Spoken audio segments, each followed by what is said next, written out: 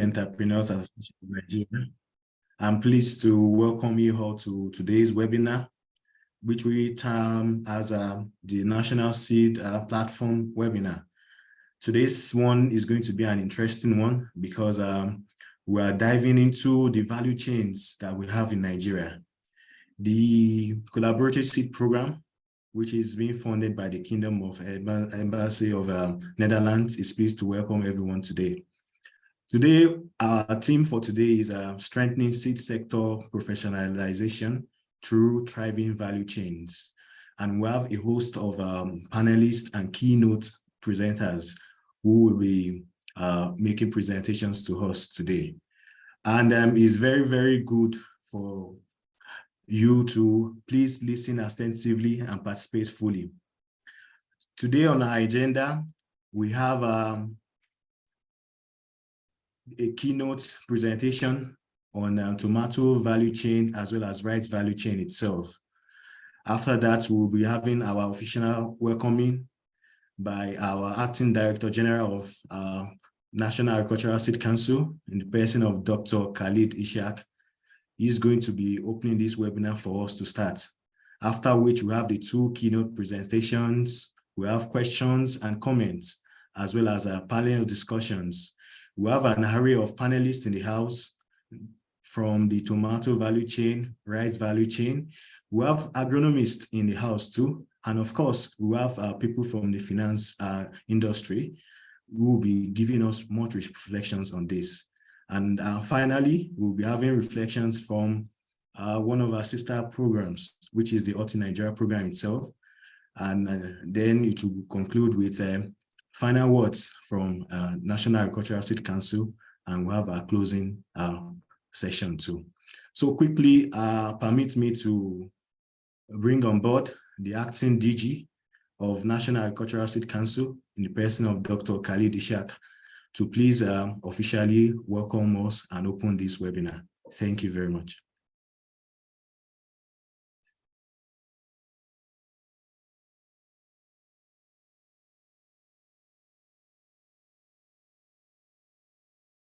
While we await the arrival of the acting DG, the objectives of today's webinar are one, to share experiences on the development of crop value chains, creating a demand for quality seed. Secondly, we want to get perspectives of different stakeholders on opportunities for professionalizing the seeding system in the context of commodity value chain development. And last but not the least, is to strengthen the synergy among stakeholders in the crop value chains that we are presenting today. So it's going to be an interesting one because all of you know that rice and tomato play a very, very important role in the nutrition space in Nigeria. At least all of us know about jollof rice. You can't have jollof rice without having tomato and rice added together. So with me today is Mr. Ojogu Ekun from National Agricultural Seed Council. We'll be hosting this webinar together.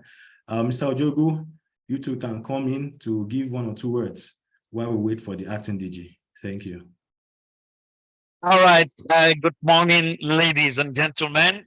Welcome to the National Seed Platform webinar series. It's always been a very interesting time to discuss topical issues in the seed space in Nigeria and beyond. And we'll be having very interesting moments. And today is going to be another wonderful time. The anchor, our facilitator, Mr. Stephen, has told us, what we are looking at.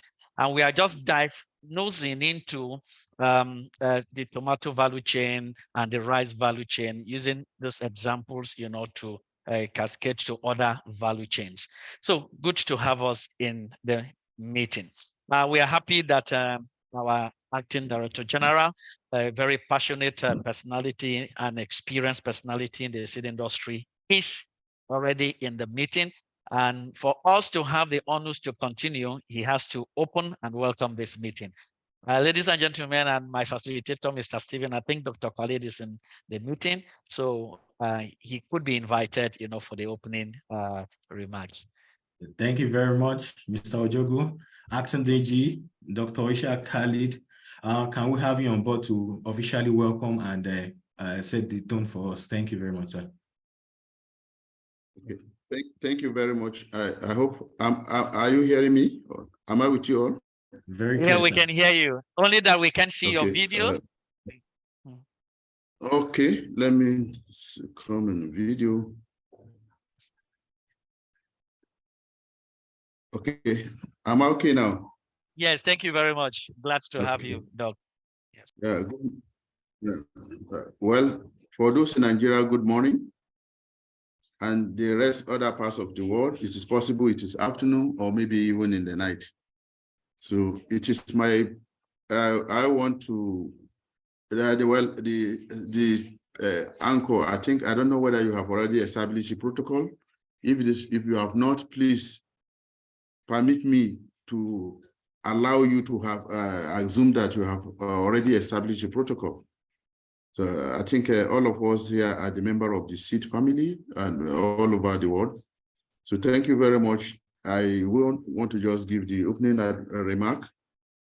And it is my pleasure to welcome you all to this very important webinar on strengthening SEED sector professionalism through thriving value chain with the shared purpose to explore and enhance vital linkages within the seed industry, driving it towards greater efficiency, innovation, sustainability of the resilient seed system that will ensure sustainable access to quality seeds by farmers for shared agricultural prosperity.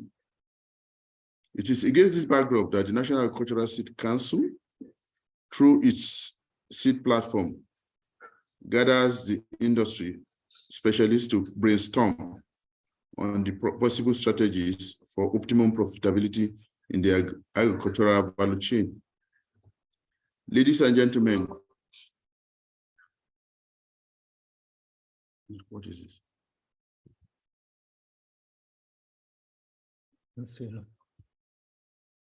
Sorry for the little, ladies and gentlemen, it is worthy to note that seeds are the fundamental building blocks of our food system, playing a pivotal role in ensuring global food security and agricultural productivity.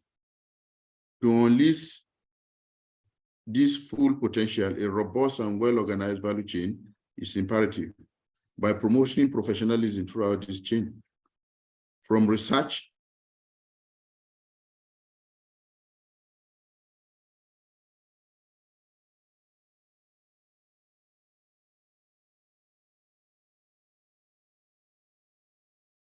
Well, I want to also let us know that after on not just this, the national food security issue, which has been a very seriously for now, it's like in this part of the globe, we seem to be competing within man and livestock.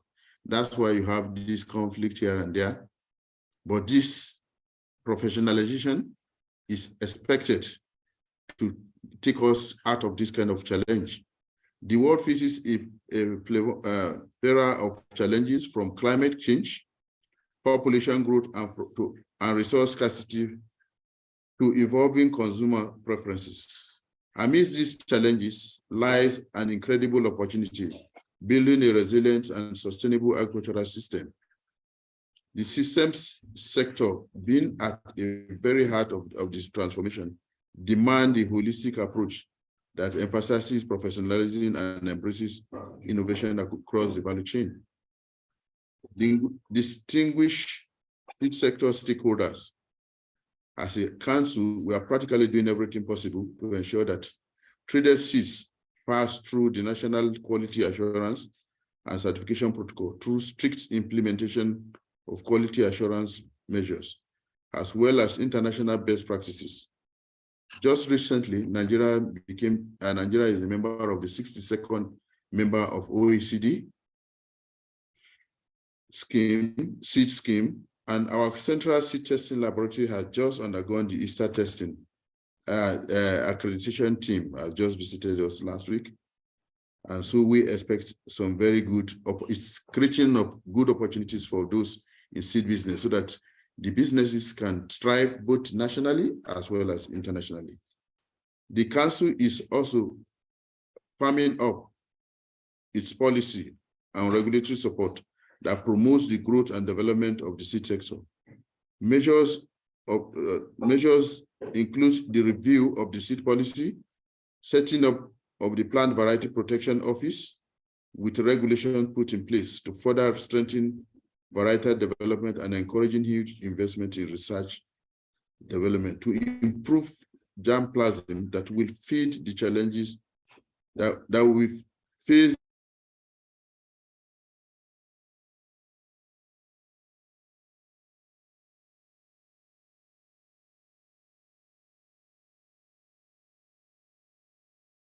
insightful conversation, exchange experiences, and develop action strategies that can elevate the seed sector's role in shaping a more sustainable, food-secured world. Let us identify potential bottlenecks and opportunities, exchange knowledge, and forge partnership that can drive innovation and growth in the seed sector. We must move beyond silos and embrace cross-disciplinary approaches. By combining our expertise and resources, we can foster a seed sector that is more resilient, sustainable, responsive to the needs of the changing world. Together, we can create a future where thriving value chain in the seed sector pave the way for more prosperous and secured world. On this note, I wish to thank the management of the Collaborative Seeds Project for creating this platform for intellectual discourse for stakeholders, and I therefore wish everyone fruitful deliberations and a successful webinar. Thank you very much. Yeah, thank you very much, my acting DG, for your kind words and the permission for us to proceed with this webinar. Quick ones from the DG's opening remarks. We're talking about combining efforts to combat climate change, consumer preferences, as well as tackling food insecurity in Nigeria through certified quality seeds approach, as well as policy framework that will be required. So on this note, we would like to proceed with our webinar by introducing the two keynote presenters that we have this morning.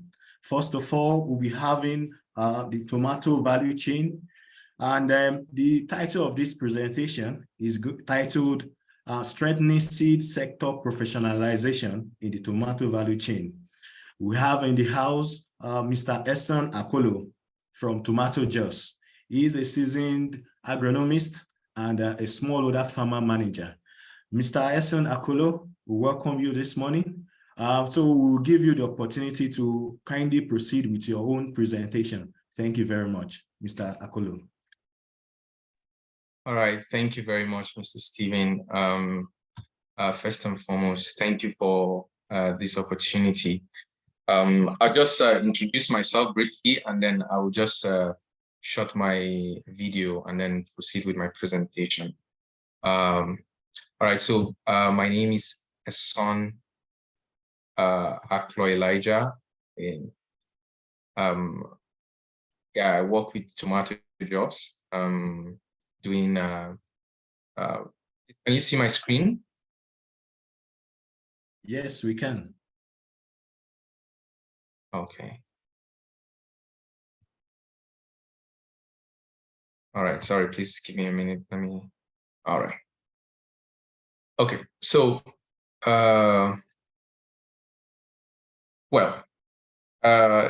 interestingly, right? We're always looking for opportunity to interact and to share on what we are doing with our farmers. And thank you for this platform to be part of the keynote speaker. Let me just go straight ahead and dive into the topic. All right. I will just be basically talking about the seed adoption strategy and then the professionalization in the tomato value chain. And I will also just give you a highlight of how that is done by the tomato program that the Tomato Juice farming and processing works. So briefly, just as an introduction, seeds are very vital to us, as we've always stated, vital to every sustainable agriculture of any country. And as you know, in Nigeria, the key drivers of agriculture, whether grain production or vegetable, are the smallholder farmers. In fact, 90% of the vegetable vegetable farming, tomato especially, farmed by the smallholder farmers. And again, most of the varieties that these smallholder farmers have been using are very old varieties, 20 to 50 years old, that are susceptible to all kinds of pest and disease. And again, just stating the obvious again, Nigerian farmers, smallholder farmers, are largely uneducated. This is very important as we go on, because I will highlight some issues around that.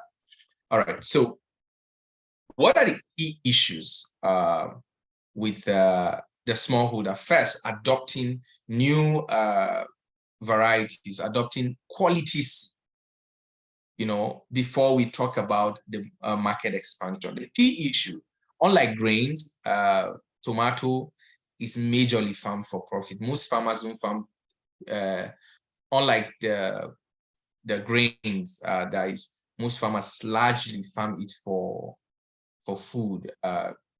Tomato is majorly farmed for profit. It's a cash crop. Farmers now, these farmers, as in their basic challenge is these seeds. If you introduce hybrid quality seed, the basic challenges around seeds are expensive. Farm management is expensive. The farmers do not have, good agronomic practices, and market is very uncertain. We know the issue of the tomato market, the fluctuation in price and all of that. And then, of course, the irrigation infrastructure. Now, it's important to highlight these things because they are key drivers of what inform farmers' decisions. Now, if the seeds are expensive, if farm management is expensive, if the farmer does not have infrastructure, right, and then he doesn't have market, right, there is no incentive, right? The market is uncertain, and then he doesn't know the price he's going to sell at. There is no incentive to actually buy an expensive seed, because a quality seed will involve good management in order to yield the genetic potential of that variety. So therefore, most farmers are just comfortable with, recycling seed or buying very cheap old varieties that are susceptible, to a lot of diseases. And the issue of infrastructure, so if a farmer buys seed that is quite good, seed that is quite expensive, and he does not have the know-how or the infrastructure to raise it properly in the greenhouse, already he's losing. So let me give you an example. A quality seed, a good seed of tomato will go for maybe around 10 naira. And if a farmer buys a 10 naira worth of seed and he does not have a proper infrastructure to raise this nursery, and then, like every normal farmers do, they just pour it on the ground, I'm sure that that farmer will lose maybe as much as 30% of that seed. So the incentive to actually do all of these things are not, so much there for the farmer. And this has informed, poor adoption of quality seed for the farmer because of all of the expense and the uncertainty and the risk the farmer. Another issue is, the irrigation infrastructure. Most farmers use the flood irrigation system, which, is very inefficient. Fuel prices are high, so expensive and irrigation infrastructure for the farmers are not there. So the incentive to actually adopt and buy these new varieties, these quality varieties are not there. So what are the key things that we have done, in order to change this mindset from farmers? First and foremost, one of the things that we have done is we have collected, in fact, the slide in front of you is a slide that states how tomato just screen seed in order to, recommend those seed varieties to farmers. We have done some work with many seed companies, and what we do basically is to collect seed entry.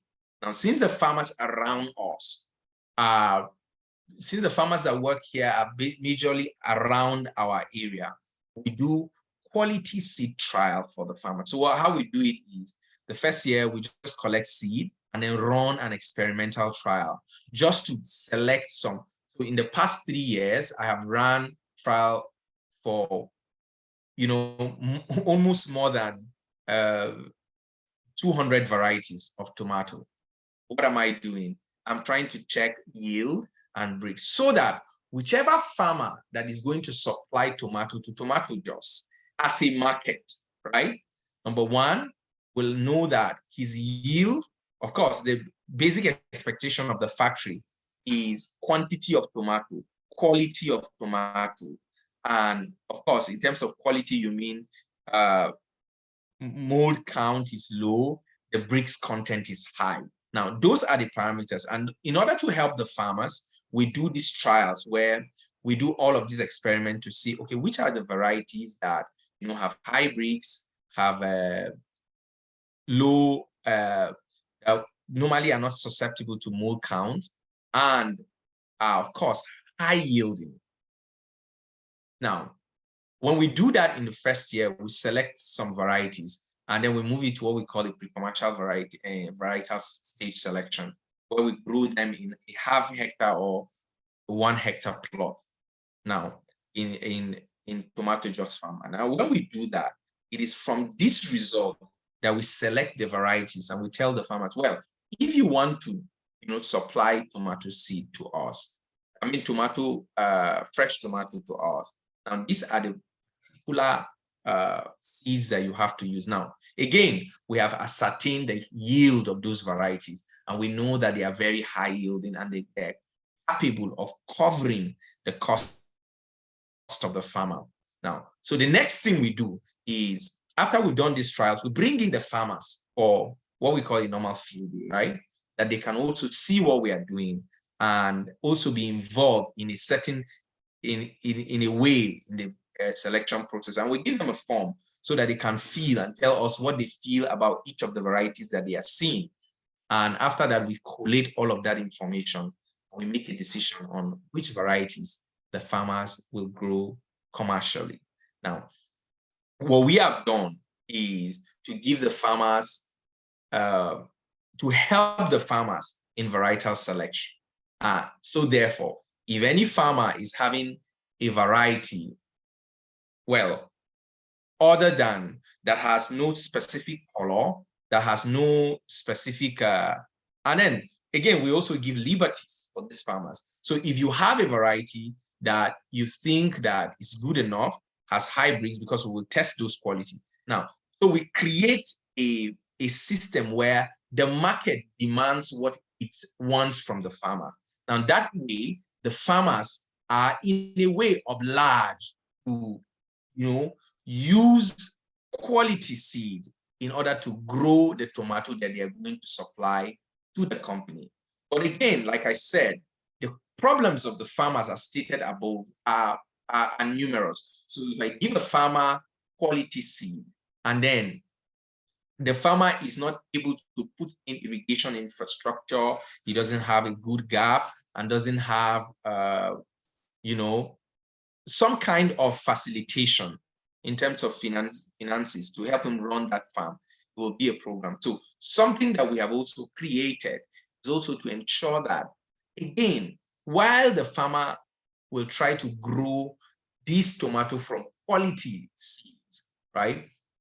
And then while there is a market, now the gap there of infrastructure, the gap of, like I said, infrastructure, irrigation, and greenhouse is provided for the farmer. So, by the way, greenhouse business should be a greenhouse infrastructure business, vegetable value chain, not just tomato, right? Generally, in the vegetable value chain is something that, as in, we generally ensure that farmers don't, waste a lot of money, and their yield begins to drop. So it's important to know. So when these farmers, when we bring in these farmers that will grow this tomato, we provide this infrastructure for them, irrigation, just to ensure that the yield potential of those varieties are achieved. Again, the farmer will not believe you if he does not see with his own eyes, right? So we provide this infrastructure for the farmers to ensure that, like, not only are they accepting those, are they willing to accept those varieties, but then the infrastructure to help them grow and be profitable using these varieties are present. So we help them with greenhouse infrastructure and training.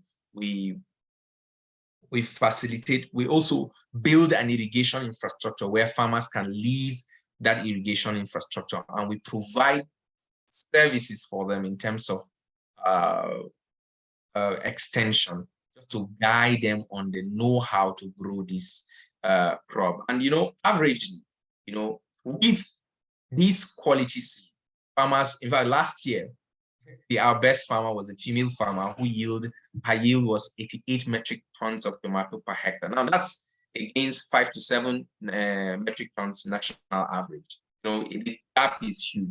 The farmers know that they haven't. In fact, one of the feedbacks we got is that they have never seen tomato grow like this. So that has influenced, not only now, this system we're running has not only influenced the farmers we engage directly, but also the farmers that are within our geographical location.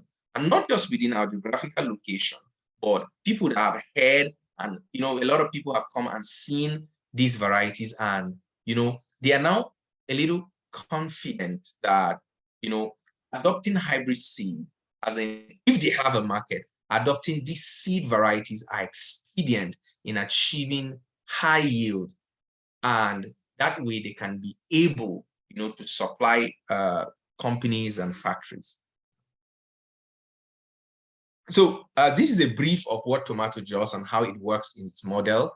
Tomato Jaws provides a comprehensive loan package at the start of the season for the farmer. So loan, tractor, labor, and all of that for the farmers, trainings and everything, extension service, land lease, and irrigation services also is provided for the farmer.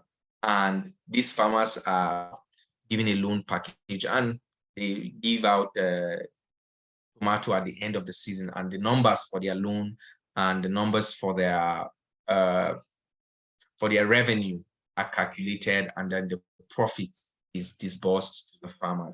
Now, but that's not the only thing, right? Now, because of this system that we have run, we have also worked with the Kaduna State Tomato Growers Association, who have adopted, working with hybrid varieties in order to supply the factory, the Tomato Jaws factory. And again, the testament is that, wow, these varieties are really good. And these are farmers that are just used to, growing the normal varieties, but because there is a target market and there is a demand from this market in terms of the quality spec for this tomato, these farmers are willing to adopt varieties that they would normally would not have adopted if that market is not there. And these markets exist. The quality of this tomato exists, and one of the things that we must do is also to work with the farmers in order to provide them with these markets so that based on the demands of these markets, like these farmers can grow tomato and supply this market. And if that is done, the major problem of the farmer is I have low, again, like I stated, I have no money to buy seed. I have no money to buy all of these inputs.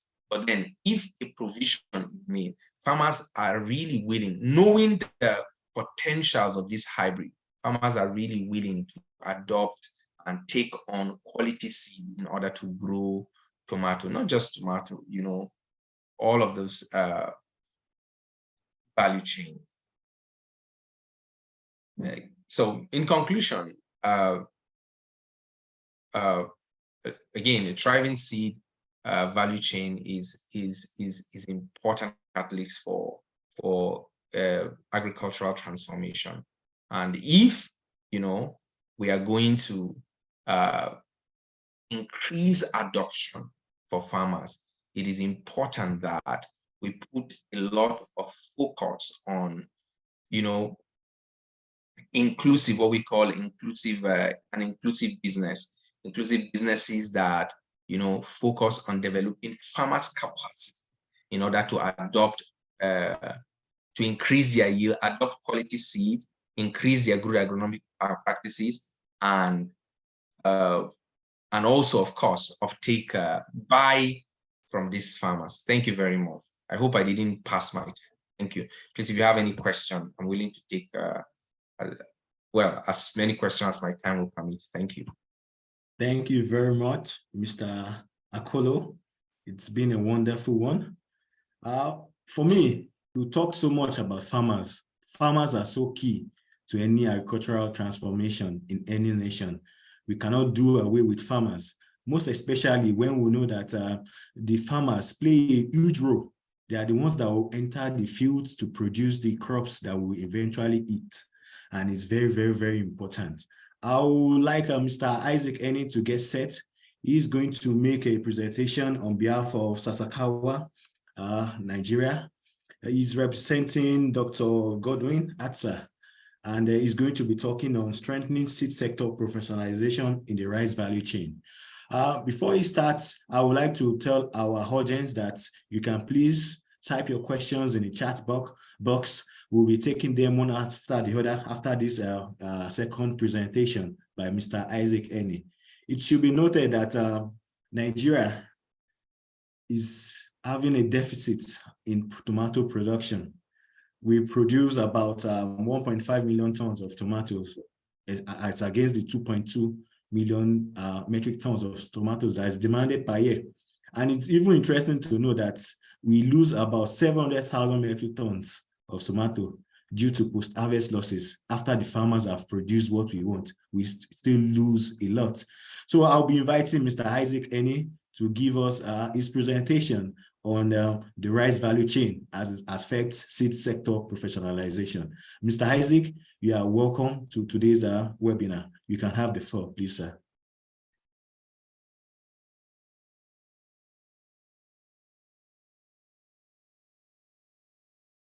Mr. Isaac? Okay, while we wait for Mr. Isaac to come up. Yeah. Okay, you are here, sir. Sorry, good morning, all. Okay.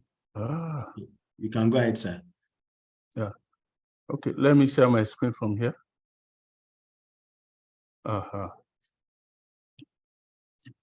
Okay, thank you very much, and good morning, house. I hope everyone can hear me.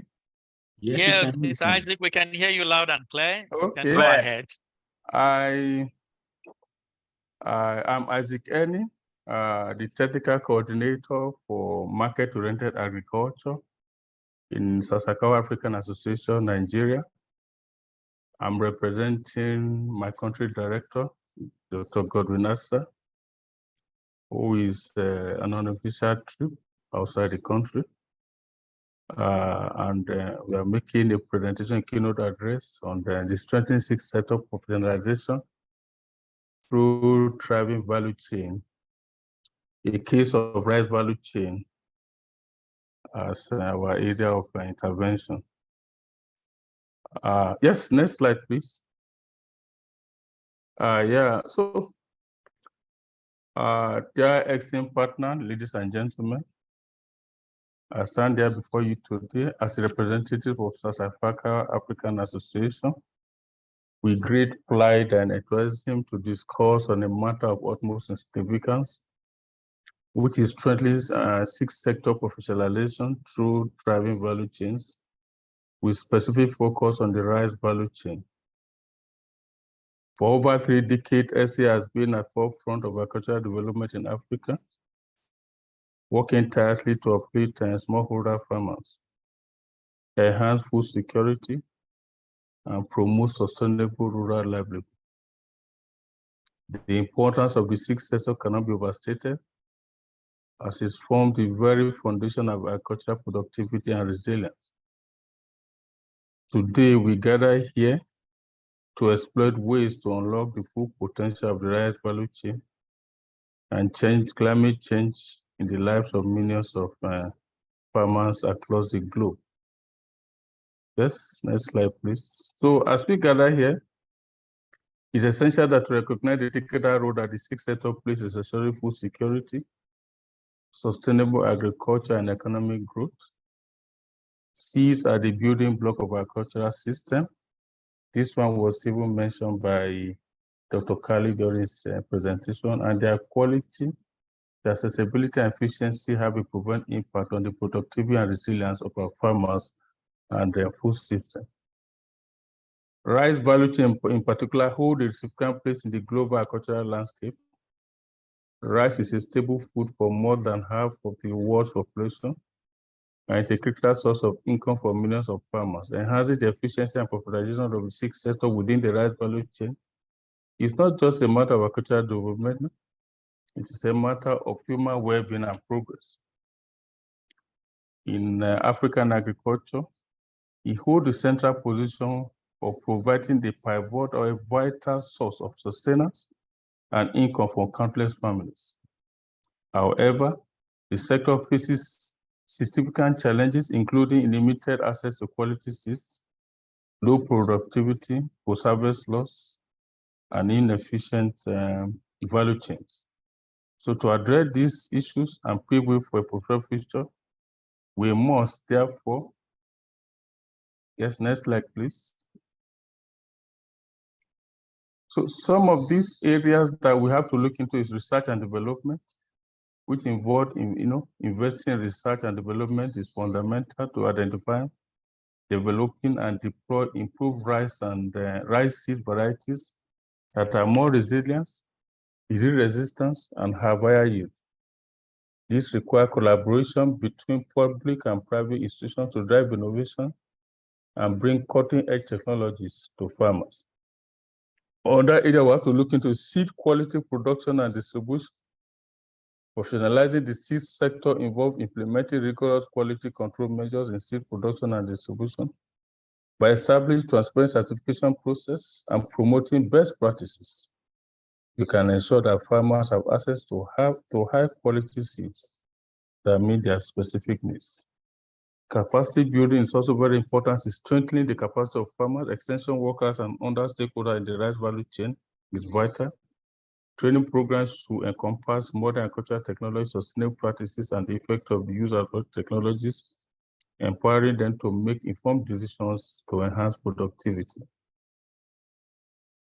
Then the issue of market access and linkage, which is very important. A thriving value chain requires efficient market access and linkages, facilitating access to market and connecting farmers with buyers, processors, and exporters will help create a competitive and equitable trading environment. We also have the issue of innovation and technology adoption, which issue of embracing digital technologies and precision agriculture can revitalize the rice value chain from smart farming practices to blockchain-enabled traceability innovation that can boost our productivity, reduce waste, and improve transparency in the value chain.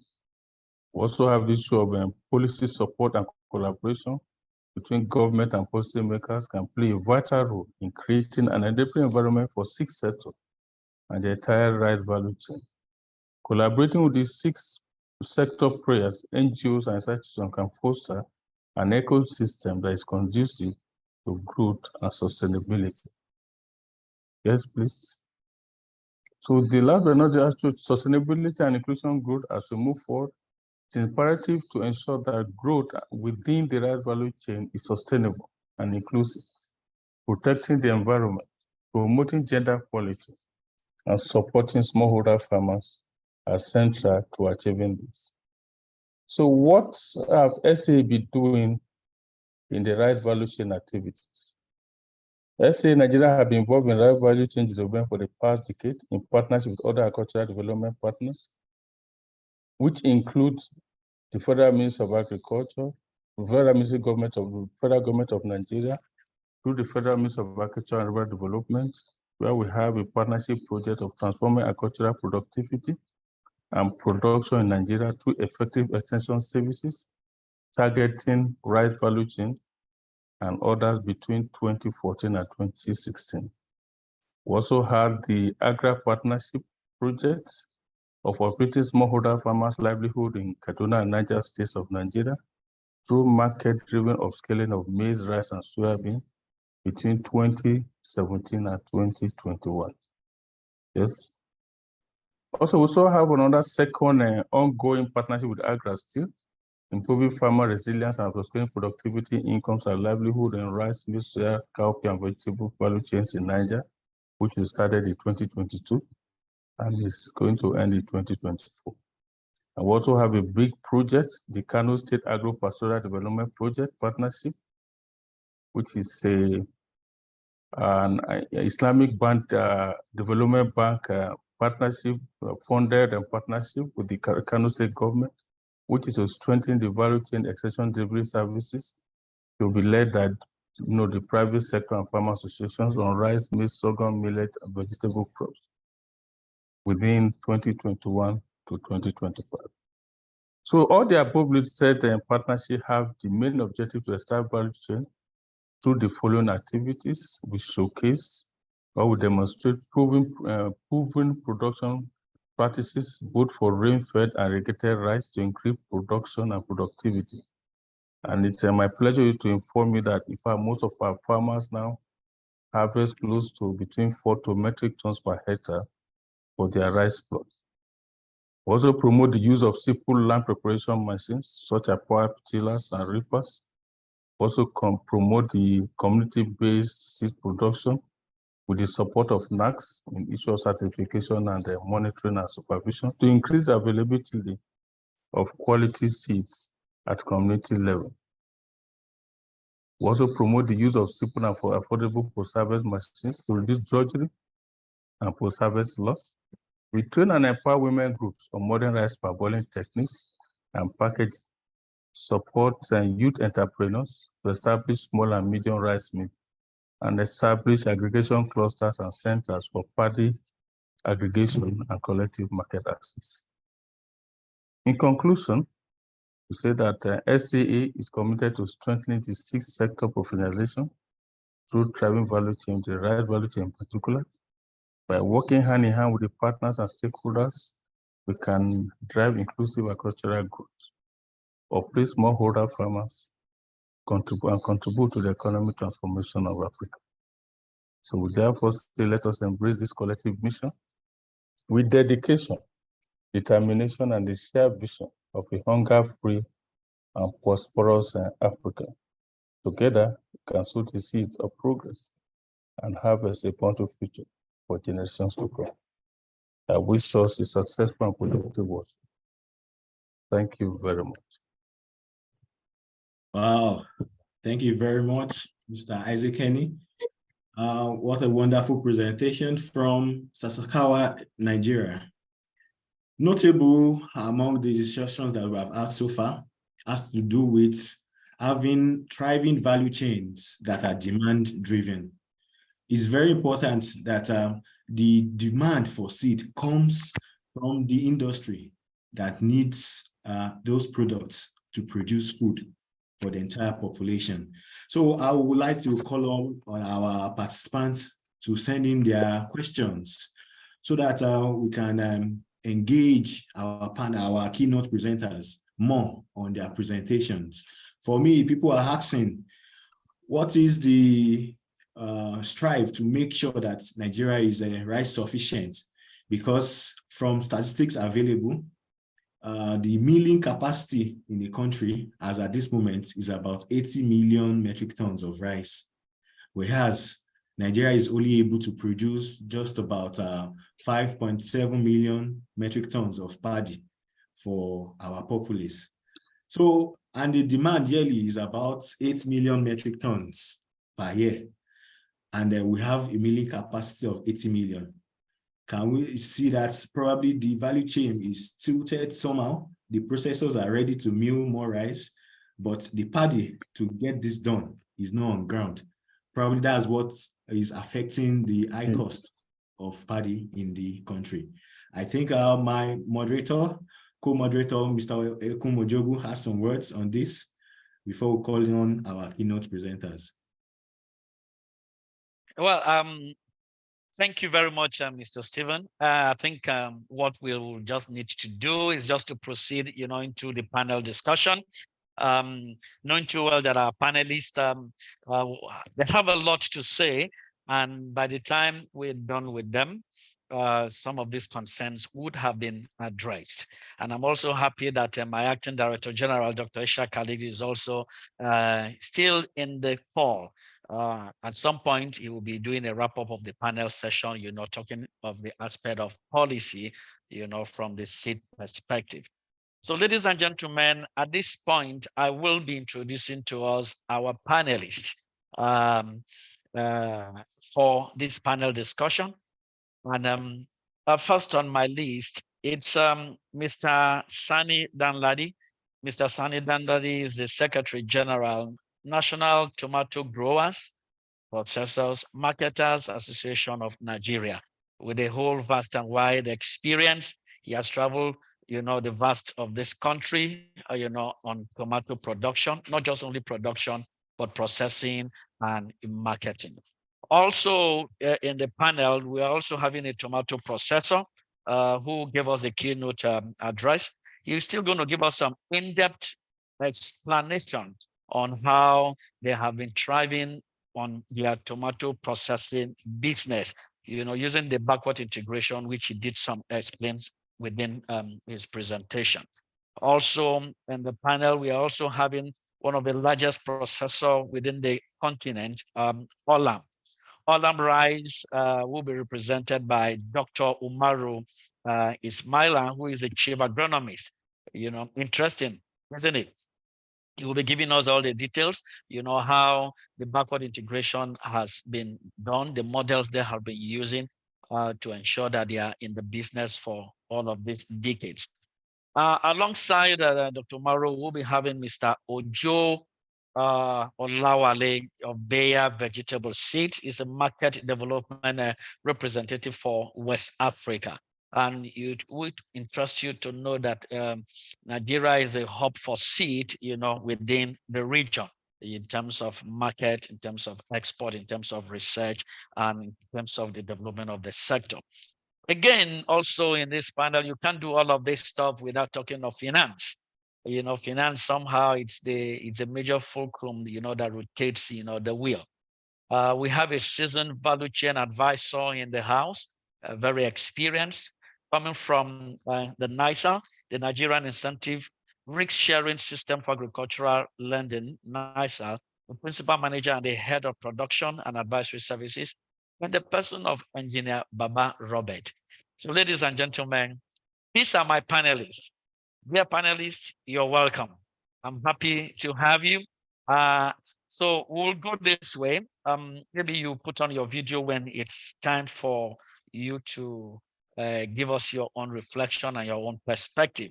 And we will be starting with Mr. Sani Danladi, the Secretary General, National Tomato Growers Processing Marketers Association of Nigeria. Mr.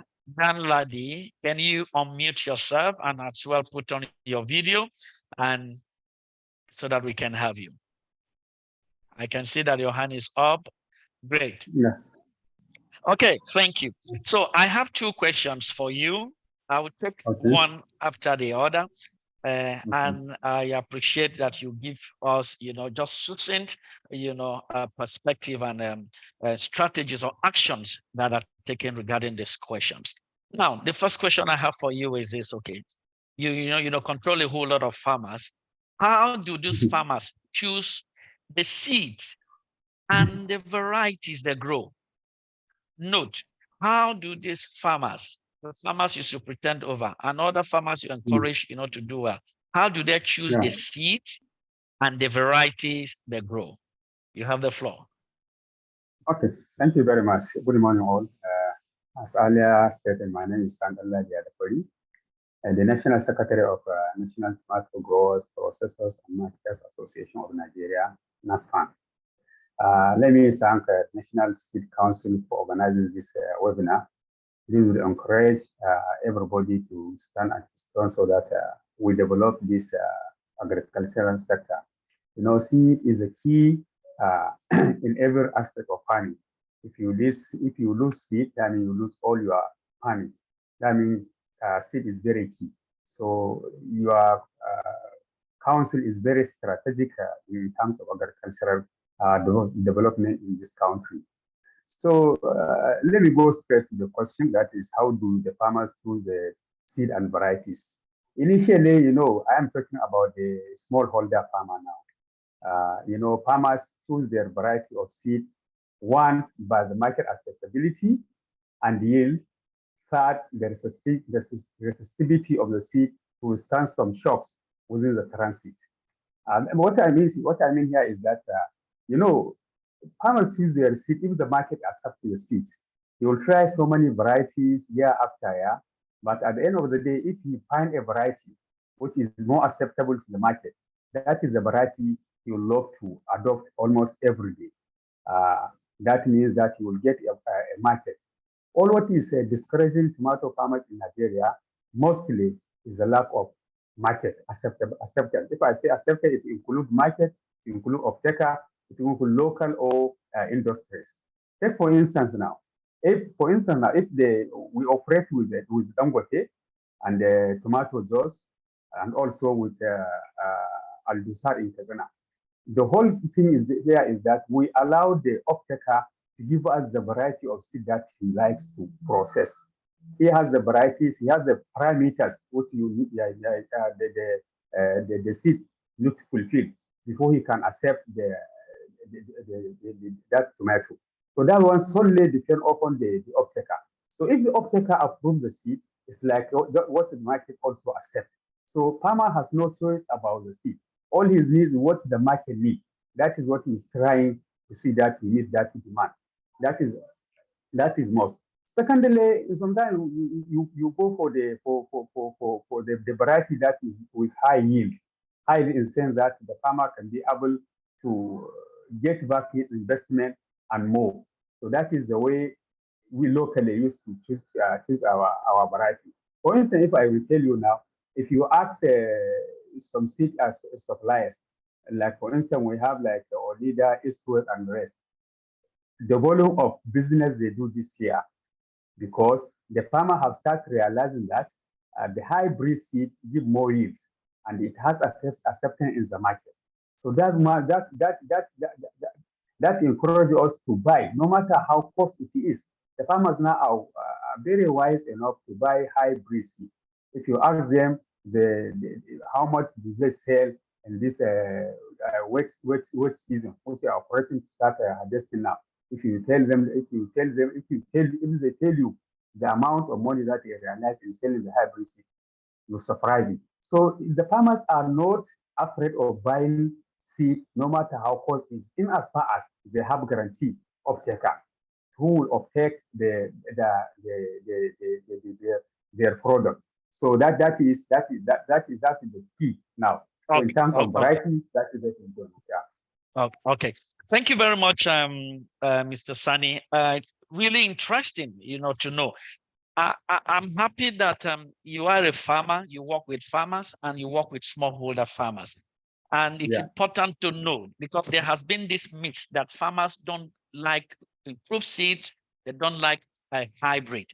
It's good to know, from your perspective, that farmers are buying high quality seed.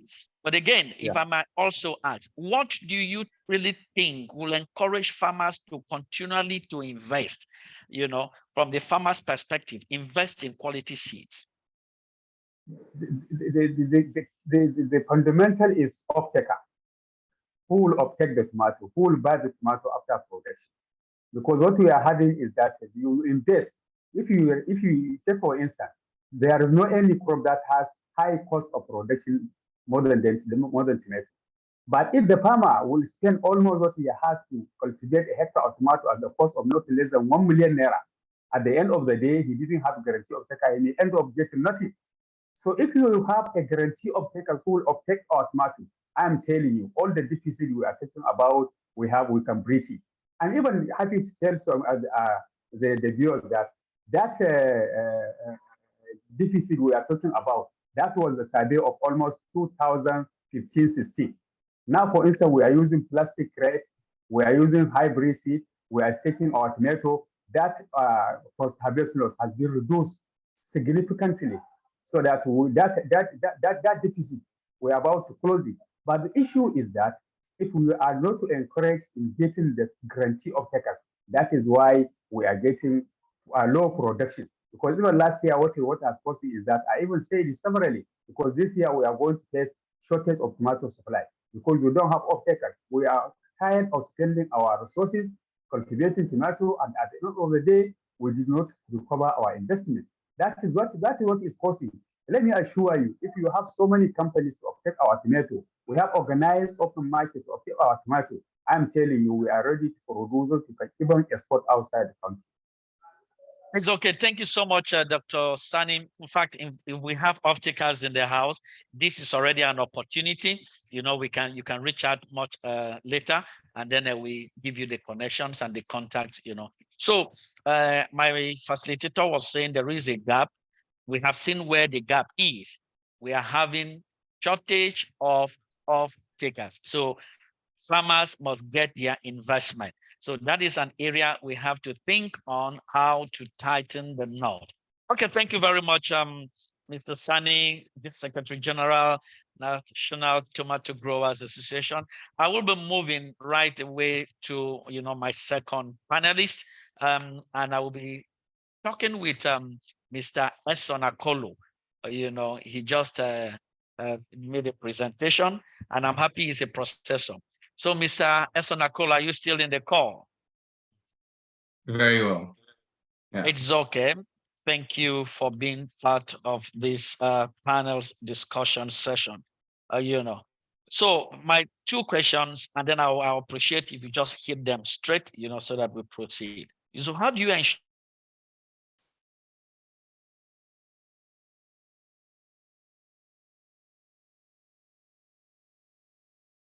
Hello?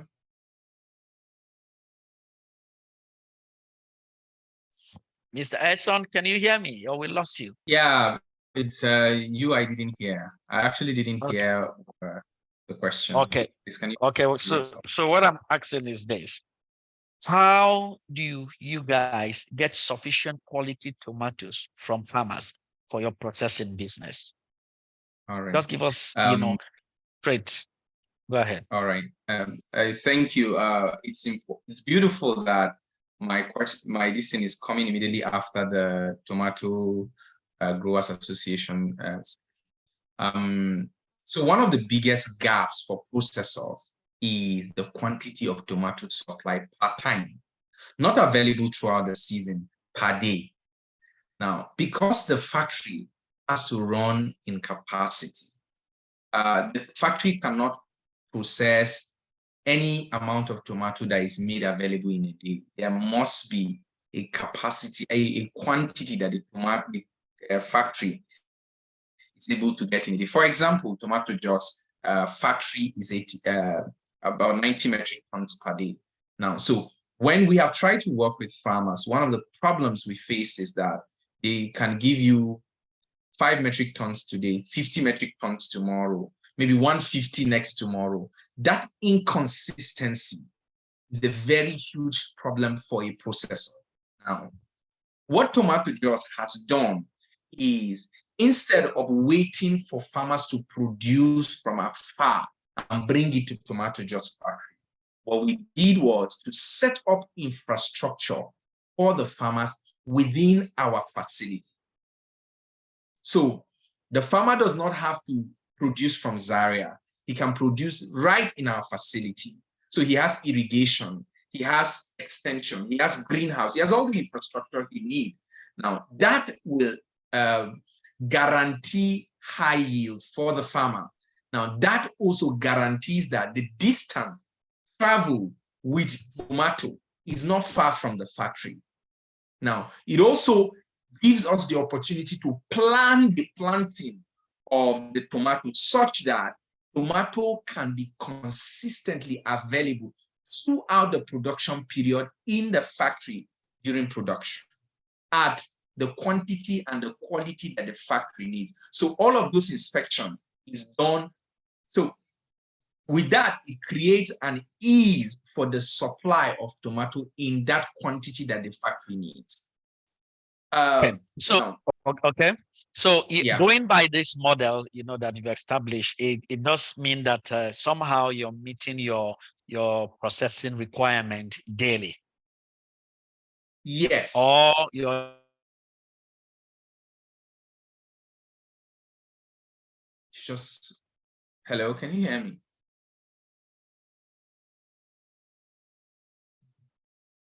Have you put that in place? Is it really working? Pardon, please, sorry, your network also broke again. I didn't hear your last statement. Oh my God. What I'm saying is, you have just explained a model to us of certain farmers within your processing facility, right? Good. Yeah. So do you guys now have sufficient tomato for processing with this model? So interestingly, right? Like I explained earlier, our yields are almost 8 times more than the national average based on this model. And then the supply of factory, the flow of tomato in the factory is now consistent. Now, Tomato Juice is still open to take from farmers outside because, of course, what we can produce is just within some months of the season based on the pricing and the quantity that we can get in yield. And we are open to processing from farmers outside.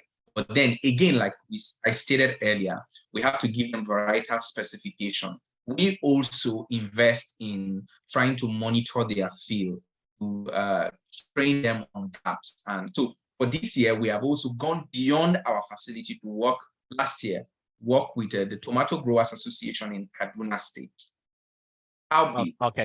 The quantity of tomato they are supplying per day is still way less than the capacity of the factory.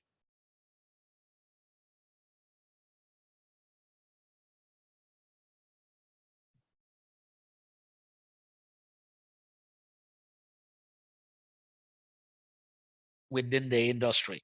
At some point, the farmers are saying we are having issues of off-takers, and you can also see the challenge the off-takers are having from their own perspective.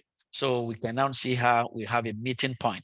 Now, the final question for you, Mr. Eson, is that during your presentation, you did mention that you provide support for farmers, to produce. So I'm not going to ask you that question again, whether you do, you have already told us. But the question I will be asking you is there any contract breach with these farmers after supporting them with input at the time of harvest where you need to pay back? Is there any breach? No, we've never had any breach. Again, interestingly, Ola has been to my farm and we've been interacting with Ola very often, right? What happens is that our farm is confined within an area. So it's very hard for the farmers to, side sell on all of the problems that is associated with, smallholder farmers. So based on the contract, everything moves to the factory. We've really never had a contract breach from the farmers. Always gone smoothly for us. Great. Thank you very much. And that's to tell us that the model Tomato Jaws is using, it's a fantastic one, and it could be replicated, by other actors to ensure that we close this gap. We have capacity to produce for the continent or for the region, so there's no point for us to be importing tomato paste, So if we use some of these strategies, I think we will strengthen the entire value chain, the entire agricultural value chain, and then the seed value chain. Thank you very much, Mr. Eson. Probably at some point I might still get back to you, but for now, I'd like to proceed, and let's also get interactions and perspectives from the rice value chain. So I will be inviting the chief agronomist of Olam Rice Farm, Dr. Umaru Ismaila. Dr. Umaru, are you in the call? Yes, I can see you. Dr. Umaru, we can hear you. Are you with us? Hello, good morning. Okay, good morning and welcome. It's okay, so I'll go right away. Yes, I know that Olam is a big name. It's a household name, a lot of value chains. But now, dwelling and focusing on rice, how do you ensure your farmers get quality seeds, to fit your processing, to fit your market demand? Good morning, everyone. Good morning. I'm Dr. Umar Ismaila, the Chief Agronomist of Olam Rice Farm. Of course, yes, at the beginning, at the exception of the rice farm in Rukubi, the company identified quality seed as a big factor in providing quality paddy for rice meal. And the quality of seed provided to farmers is directly correlated with the quality of meal rice you get out. I would say that, and have identified that by the company decided to establish a rice seed themselves, where we produce quality rice on our own farm. And that has helped us a lot. The next stage of the aspect of providing paddy to the mill is to establish what we call the OGP, the Agro program. The Agro program cut across about 7 different states, where we have over 40,000 farmers that produce quality rice for the company. And these 40,000 farmers are cultivating over 50,000 hectares of rice farm gotten across Taraba, Benue, Nasarawa, Niger, down to Kebbi and Jigawa State. They will get quality paddy from there. The OGP program is a key aspect of integrated Olam Rice Farm, and it's structured in such a way that each of these states I mentioned have their own coordinator, and each of the local governments where the rice are produced, equally have a local coordinator that help to ensure quality paddy are produced by the farmers. The OGP collaborate with various agencies from Federal Ministry of Agriculture, State Ministry of Agriculture, the CBN, ZIZ, National Seed Council, and many more, all in a way of trying to provide quality seed, training for the farmers, providing input for the farmers to ensure that quality paddy are produced by the farmer. Not only quality paddy, that we have enough quality paddy to run our mill throughout the year. So the OGP, in a way, has helped us to solve 2 problems. 1, quality. 2, availability of paddy. So that is the first aspect of the purchase. And the second aspect is, do we support farmers we provide input. Yes, the OLAM does that. At the beginning, we provide support in areas of fertilizer, seed in particular, and other agrochemical like herbicides. But we're having difficulty recovering. So we have to go through the CBN, the anchor growers, that the CBN comes in between the provision of input to our rice farmers.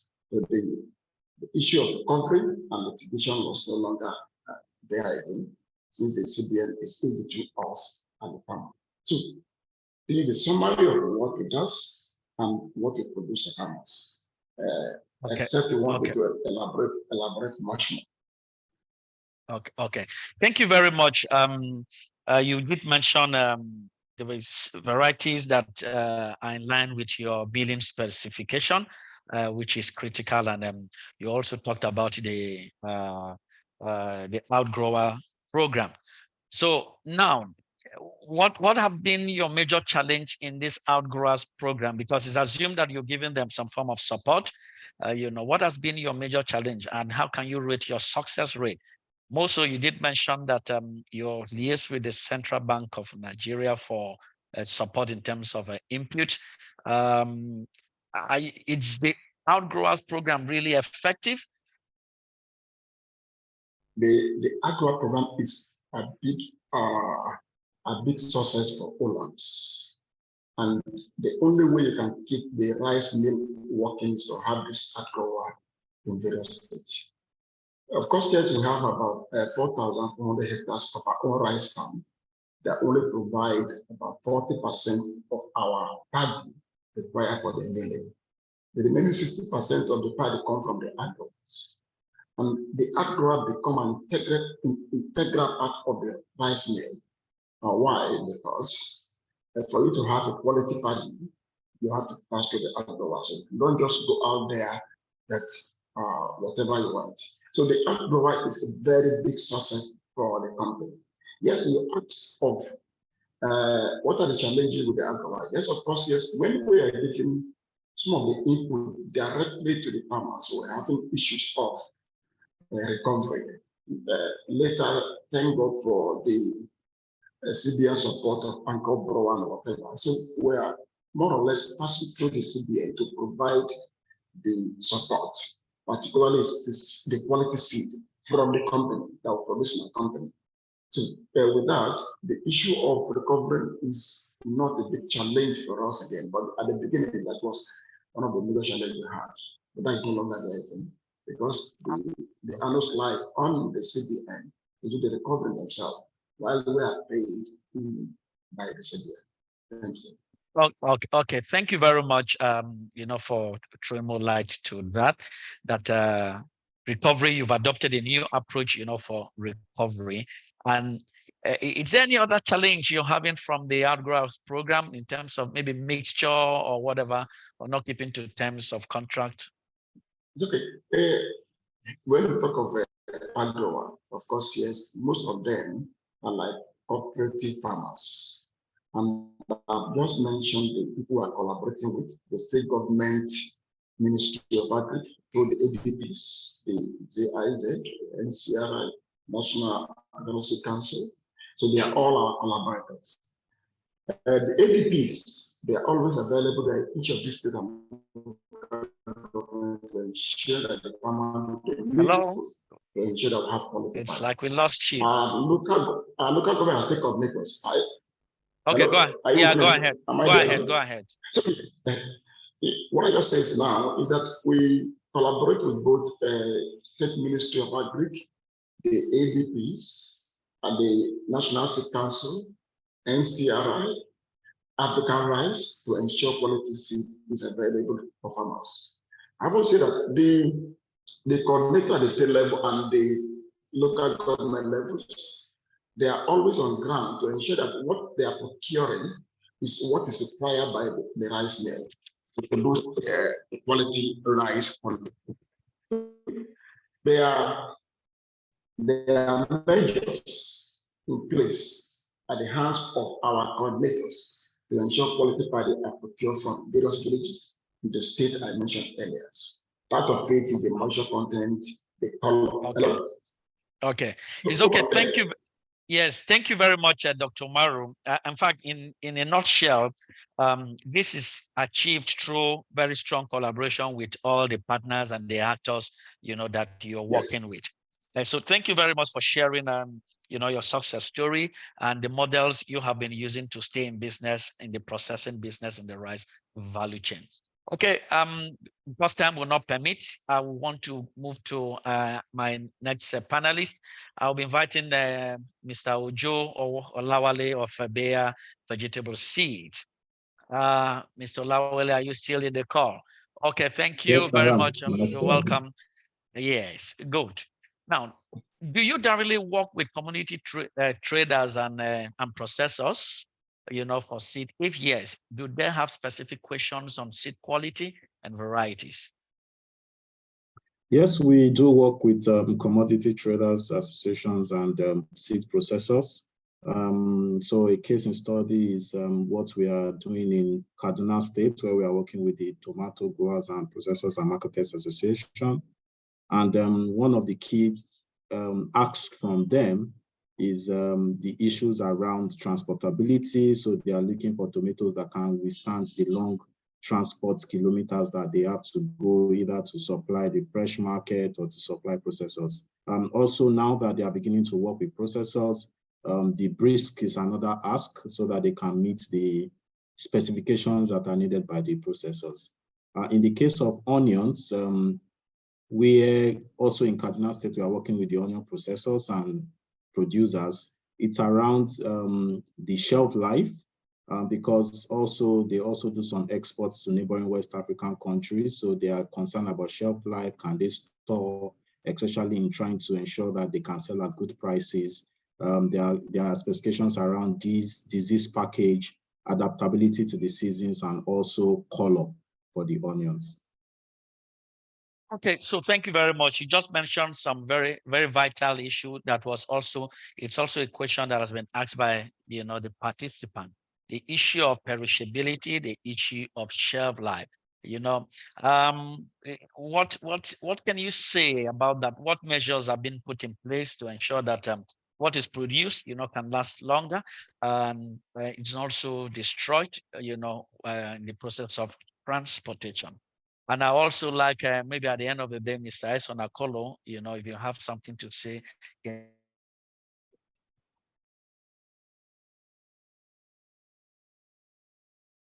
Okay, so for tomatoes specifically, which for us as a company is the new crop that we are playing in for about 3 years now.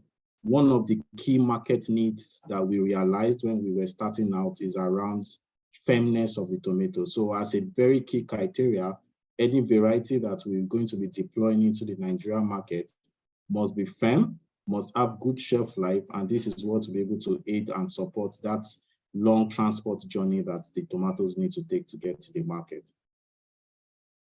Okay, so there's need for more work in this area for our breeders within in the country for the vegetable and especially the tomato subsector, the firmness so that it can survive long transportation. Okay, the next question for you is that, in your opinion, what do you think can strengthen the link between commodity traders, processors? Basically, I think it will be a collaborative approach, a sustainable, mutual beneficial ecosystem of all key players. And what do I mean? We have had the speakers talk about the management that needs to go into good vegetable production, good agronomic practices, irrigation, certain infrastructures. And so if all players can come together to create an ecosystem where everybody plays their roles, be it financing, logistic, off-taking, even knowledge transfer, which is also an added responsibility for us as the seed producers to ensure that the growers get the best of the varieties that we are offering to them. And then input distribution and storage. If we can have an ecosystem that facilitates this for the growers, it will really go a long way to help us to be able to strengthen the value chain and ensure that everybody is happy at the end of the day. Yeah, one of the key things Mr. Wale just mentioned is a collaborative approach, and they have to be mutual benefits. All the actors in the value chain must also benefit from the activities within the chain. Okay, thank you very much. I will still get back to you if time permits, but at this point in time, I'd like us, to address the issue of finance. And so I will be inviting the man who is there to direct agricultural lending for us, Engineer Baba Robert. Engineer Baba Robert, are you still in the call? Yes, I'm here. Oh, okay. Can you hear me? Hello, can you hear me very well? Yes, we can. Okay, thank you very much. Now, do you support programs on value chain financing? If yes, how may that support professionalization of the value chain? Let me take it again. Do you support value chain financing? If yes, how may this support professionalization of the value chain? How can this support bring professionalization in the value chain? Thank you very much, Mr. Ojogu. Good morning, Yes. Director. Good morning, everybody in the house. This webinar brought to fore our areas of interest in NASA value chain approach. Our mandate is to de-risk the agricultural value chain and facilitate finance into the agricultural value chain. That means your first question is yes, yes, yes. I support professionalism. Meanwhile, to buttress my point, I want to run us some summary across the two commodities that have been discussed. I will talk about tomato first, which is not my core area. Then I will go to rice, which is my core area. I'm on the technical working committee of NRDS2. Then I am on the board of CAP Africa, Nigeria Charter. So to start with tomato, when the presenter said that they've been collecting seed and doing variety checks, pilots, and they've attained 88 metric ton per hectare, I just look at it. If a professional company like Tomato Juice that have all the equipment are limited to 88 metric ton per hectare, when will we ever compete? Can we ever meet global price competition? I want to set an example. In the US, they are having average of 110 per metric ton. In Spain, 87.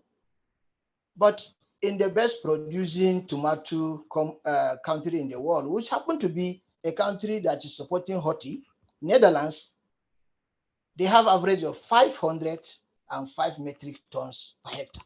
In short, last year on their TOV, they were able to get 1,221 metric tons per hectare. Just imagine that kind of volume. People will be, oh, what's happening here? So how do we want to compete? Let's start with the value chain. It means that we need to invest in research first, because we are not supposed to gather seeds and try. No, we are supposed to develop our own varieties. In Netherlands, the tomatoes that produce over 100 metric ton per hectare are just several varieties. They are both greenhouse cover and then open field. For the record, Netherlands has only 2.6 million hectares of arable land available for them. Nigeria have like 34. But you know what? In the 2.6 million hectares that they have, almost 85 to 90% is covered under controlled environment. That is why the wonders are being done. In Nigeria, what percentage of our land do we have covered for controlled environment? We know tomato, we know the market in tomato. Why are we buying tomato up to 100,000 per maybe 30 kilogram basket in Nigeria between maybe June and August as we are? Because almost all our varieties are dry season run varieties. They don't produce much in the rainy season, and we are not looking that side. We know controlled environment is very, very, very expensive, but we have a way to approach. Why not? Let's become professionals. Let us look at categorizing the segments of the value chain from the seed to the production to processing and market, and then let align finances into these segments. Where it needs singular financing like grant, let's find organizations that will put in those grants into developing those sections. Where it needed a commercial, let's go commercial. Where it need intervention of government, let's go into intervention. Mr. Ekon talked about facility. Yes, infrastructures are the major issue. Irrigation and the control environment. That is, how do you control weather? How do you control pests? These are very, very important. So our approach in NASAL is segment the value chain, try to facilitate finance into specific, because not all colors of money goes into all colors of value chain segments. No, some segments will not be developed based on commercial because nobody wants to put its money in there. Some segments are commercially viable. So as early as the earlier we begin to look at these things by the segment and facilitate finance by it, we will still be lagging. I'll stop on tomato today. I don't want to go into much because I have a lot to say about it. Let me go to rice. Okay, so for rice, you just in 1 minute summarize it. Okay. In rice, the major issue is misaligned investment, as somebody asked. I like the figure you give, though our figure varies, but it's okay. Rice, we have invested trillions into large-scale mills over the last 15 years in this country. And all these large-scale mills are operating at less than 49%, less than 50, let's put it 50, less than 50, with very few above 50, but when you do the average, they are less than 50. So how does the investment come back? An operating factory must operate at least 65 to 70% to break even. But we are having billions and trillions of investment that are operating at less than 50%. So we have a challenge. We can hear you again. You cannot hear me? Hello? Hello? Engineer Robert. Hello? Hello? Engineer Robert, we've lost you. No, we can hear him. I hear him. Okay, okay. Okay, go ahead. Yeah, go we ahead. can actually hear you. Yeah, Okay, so all right. I was saying about rice, the number one issue is misaligned investment. It is loop-sided. We have trillions invested in integrated mills. They are operating at less than 50%. We have projected production of over 14 million metric tons of paddy per annum in Nigeria by 2025. But now we are producing, I don't think it's up to 30 million. So when are we going to meet that? NRDS have come up with documents that value chain actors should look at it. And how do we put our head together to look at the segments of the value chain and then facilitate finance into it, facilitate actors that will trade, then get training of the actors, and then let's see what we can do.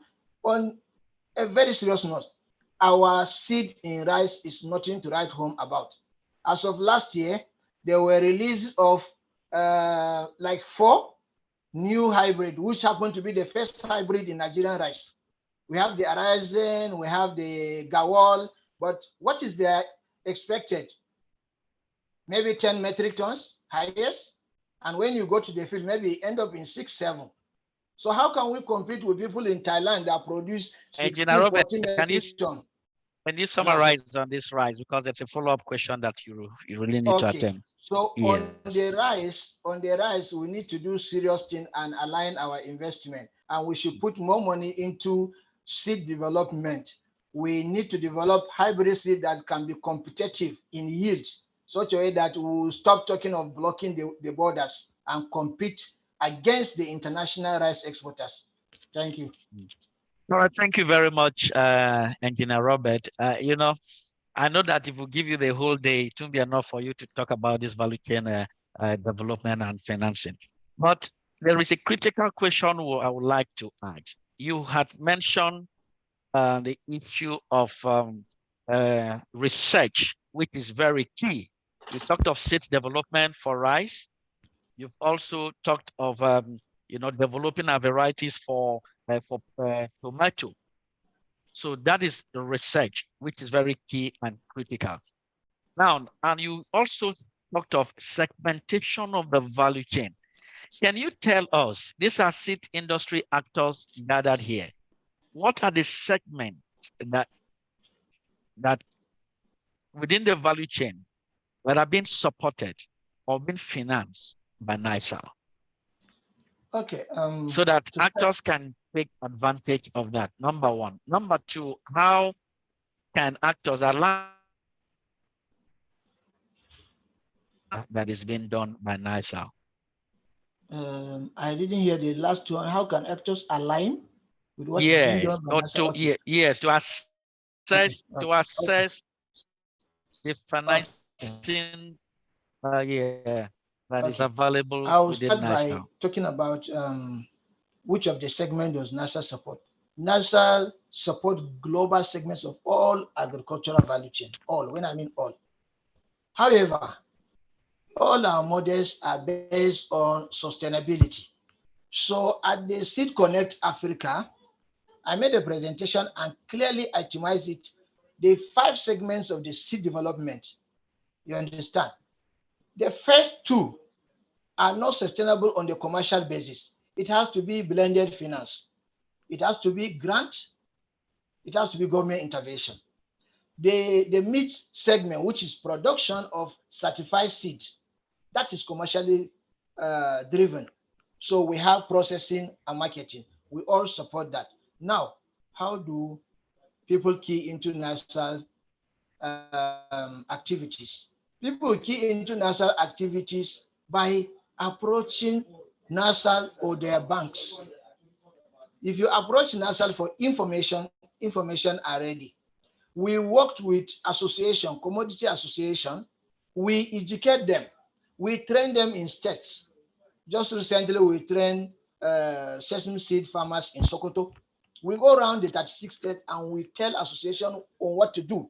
If you are producing for domestic consumption, this is what you do. If you are producing for export, this is what you do. If you want to go into processing, this is what you do to avoid these misaligned investments.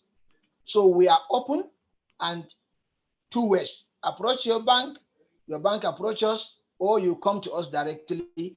We have offices 36 states and the FCT. So that's how people come. Oh my To God, summarize the issue, we have financing frameworks that talks to almost every commodity that is being Robert, are you promoted still by on? government. I think my network is a challenge or something. Yeah, I think can it's your hear network. you. We can hear you very well. Maybe your network. Yeah, it's his network. I think it's his network. Engineer Robert? Yes. I've been talking and they've been hearing me, Ojogu. Okay, that's good. That's good. If they've been hearing you, I think my network has been or something. Yeah, Okay. So in a nutshell, they have gone off.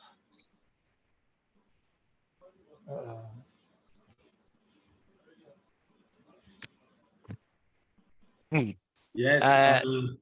Can Adegun take over, please? I ask that question. Your network is not good. It's okay. It's okay.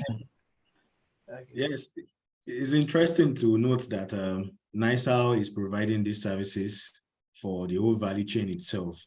For seed sector participants, especially seed companies, they'll be more interested in knowing, probably this one, you're not advertising any bank.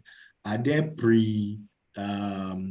are there banks that have established relationship between commodity associations, between seed producers or input producers as a whole, that you can recommend probably to some of our listeners so that they can go there and establish relationships so that they can access some of these facilities? Thank you, sir. Okay, NASA works with almost 16 that we've dealt with out of the 22, 23 banks. Some of the banks, they are more of international driven. So some of them are not much inclined to financing agriculture, but it may shock you that one of our Pan-African bank, Stanbic IBTC, is the highest investor in agri value chain with NASA. But all the other 15, it all depends on what you are into. There are some banks that they are very interested in processing. They can finance whatever equipment you want. There are some banks that are into aggregation. They can finance whatever you want. The production has been the challenge, but we are breaking through because we have developed financing frameworks that the banks are even using without even our notice, and we're happy with it. So if anyone wants to know the banks he should go to, let us see his business plan. Then we can guide him on which bank is more favorable based on our experience. You understand? It's not a blanket stuff. As I said, some banks are more interested on some of the value chain segments, while some may not be interested in it. I can tell you that some banks have set up like up to 25% for agriculture. I can name banks here, Jais. Up to 25% of their investment in Nigeria, they say they have set it for agriculture. So that's to tell you that they may finance all the segments. I don't know. But I know clients that they finance equipment purchase for them, they finance installation of processing for them. They are now financing primary production for them. So there are a lot of banks with different varieties and different tests. Thank you very much, Engineer Roberts, for your time. We've spent quite a couple of minutes on this session, and it has been an interesting one. Mr. Ojogu, do you have some words before we go to the final reflection? Okay, I think just to appreciate my panelists, they have done well. I want to appreciate starting with Engineer Baba Robert, Mr. Ojo Lawale of Bayer Seat, Dr. Maru of Olam Rice, my son of Tomato Juice, and Mr. Sani Danladi of the Tomato Growers and Processors and Marketers, and also the attendees of this webinar. Thank you. The thoughts, that you have put out there, and I trust that actors within the entire seed sector will take advantage of this information and see how we can strengthen, the entire value chain. So once again, thank you, and over to you, Mr. Stephen. Sorry, at some point the network was a bit glitching, and you couldn't hear me, and I couldn't hear you. But yes, that's the challenge we must overcome. Thank you very much. Thank you very much, Mr. Ojogu, for anchoring that session. I would like to bring up to stage Mr. Kabir Ademo, who is representing the manager of OTI Nigeria. Mr. Kabir Ademo is the country office lead of Netherlands Africa Business Council, NABC, in Nigeria. Mr. Kabir, you've heard a lot of things that our panelists as well as our keynote presenters have made this morning. So what are your reflections on what we have discussed so far today? Mr. Kabir, you have the floor, please. Okay, good morning, everyone. Thanks for a very educative and engaging session. And so permit me to stand on existing protocol as well. It's been a very interesting and engaging session like the CSP always organizes. I'm very happy to be part of this webinar.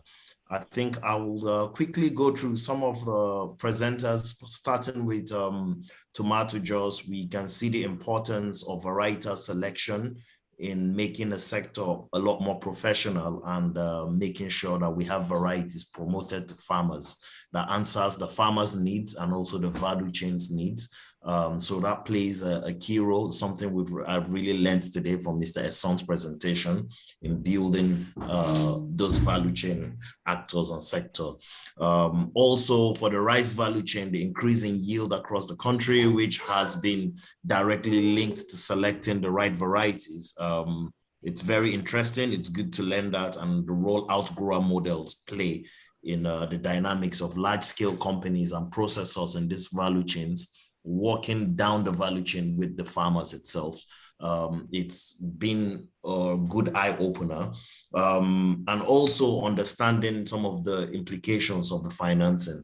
I think bottom line of it, from all of us as experienced people in the seed sector working with farmers, we do understand that bringing seeds, hybrid seeds or improved seeds, are a form of innovation to farmers. And there are some certain pillars that normally limit adoption of innovation by farmers. It's usually lack of resources, incompatibility or complexity of the new innovation or technology to their farming systems, their socio-economic approach, or their cultural constraints. This all feeds into a food system approach, which I know the Collaborative Seed Project is carrying out.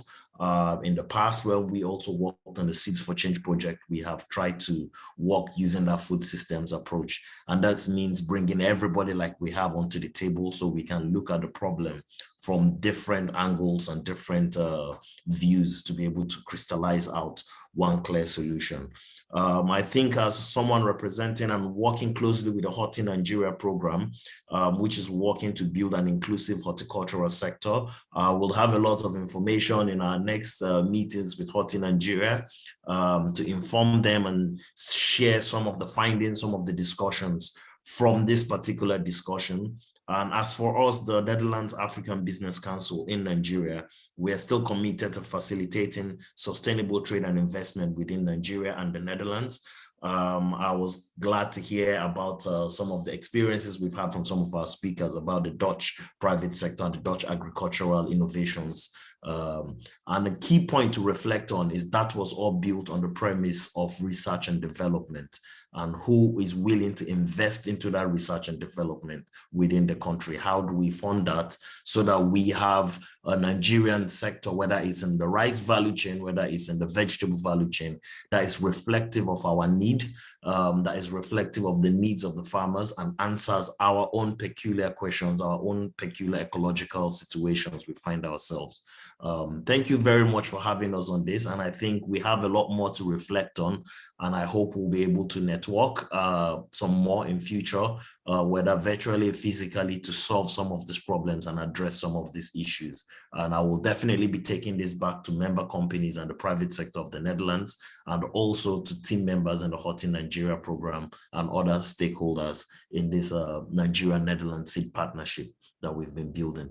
Thanks a lot for having us. Thank you very much, Mr. Kabir. It's very insightful one, and it's good to note that our participants, they've remained online. That means this session has been an interesting one, and everybody is eager to know what can we do to strengthen the seed sector in professionalizing it by having thriving value chains. And I want to call on my acting DG of National Agricultural Seed Council to also give us final words before I close this session. Dr. Isha Khalid, please, sir, if you're online, please come up stage, sir, so that Thank you very much. Thank you very much, Mr. Dapo. I think it has been a very interesting deliberation. I listened from the beginning and up to this particular moment, and all the observations, comments, and remarks were clear. And I took note, particularly areas Seed Council had some role to play to ensure that we have moved the system better or move forward to ensure that the farmer really gets the best. One thing of note that wasn't so much mentioned that gives me some concern, but I know it has been a challenge for particularly the tomato farmer, is the case, the area of handling, seed handling. See, this is very, very important. There might be, the producer might have produced high quality vegetable seeds, not just tomato, but where you find them, particularly the agro dealers, you are finding seed is the living entity, the only living input among all.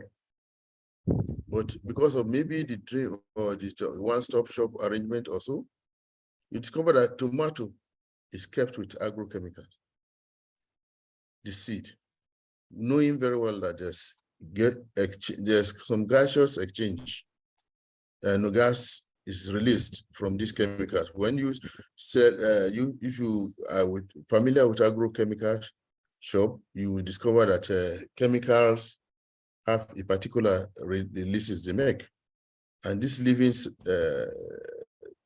entities are kept there, so they easily die. In some worst case scenarios, you even see them with fertilizer, cement, and of course, even as bad as kerosene and other things in the same agro dealership. So I think the Seed Council has been trying to ensure that we engage. We have started the engagement with the agro dealers, and we'll continue to engage with them to educate them and let them understand the position of seed. And see, one other regrettable thing is that the way we place seed in Nigeria is looking very sad, because I see seed is fat inputs that drive seed instead of the other way around. If there are projects, both government and maybe some of these NGOs, you will engage somebody who is an input dealer like fertilizer to go and source for the seed to make up. It is supposed to have been the other way around. We know crops, some as fertilizer specific. In some countries, they are fertilizer specific. So why is it that it is fertilizer that will be driving seed?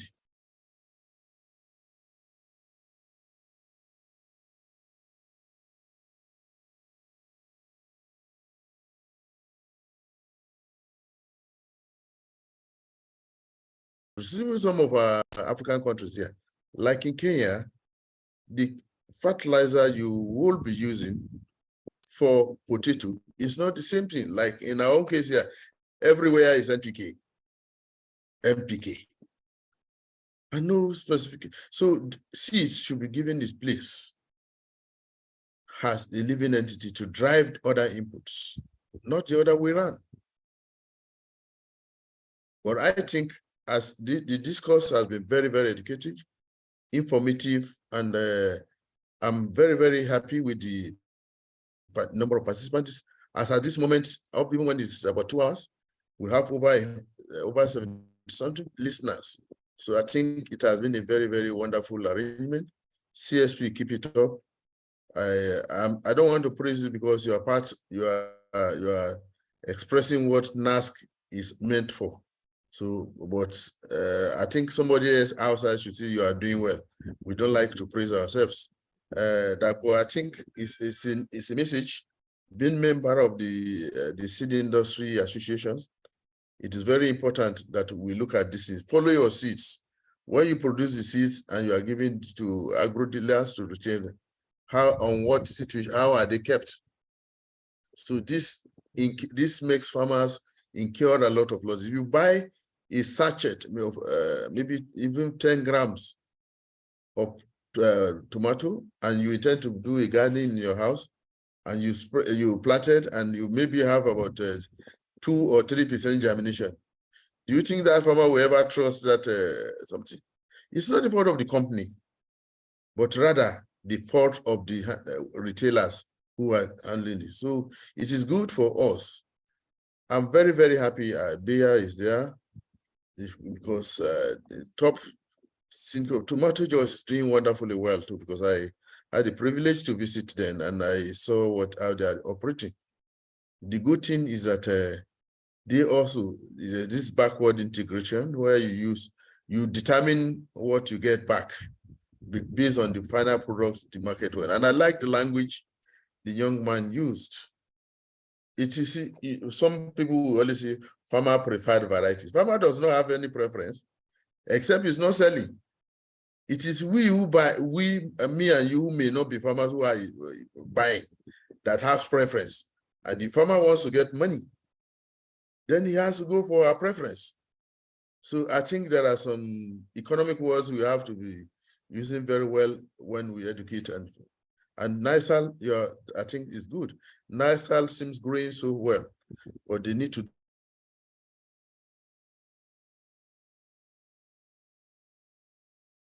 Yes, my DG, seems we lost you to network, but the thoughts Sorry, we are lost clear. you, sir. The thoughts are clear that we all in the seed value chain, we need to live up to expectation. So on final words, I would like to appreciate Dr. Ishad Khalid for giving us the final reflections as well as being with us throughout this program. I'm so sorry for the network fluctuations to our participants. That's the situation we have here. I also like to thank all our panelists, from the first person to the last speakers. We thank you so much for what you have done today, and our audience, most especially, for staying with us despite the time that we have spent so far. I would also like to thank my co-moderator, Mr. Ojogu, for the wonderful facilitation. So till next time when we meet, I would like to see you at our next Sixth Sector Platform webinar, which is going to come very soon. You can see in the chat box the contacts of the CSP as well as our partners. We'll be sharing the presentations made today, and you can watch the live recording via our CSP website, even once we finish this session. So on that note, I would like to thank every one of us once again, and everybody close this webinar. Thank you all. Thank you for joining us. Bye. Till we see you next time.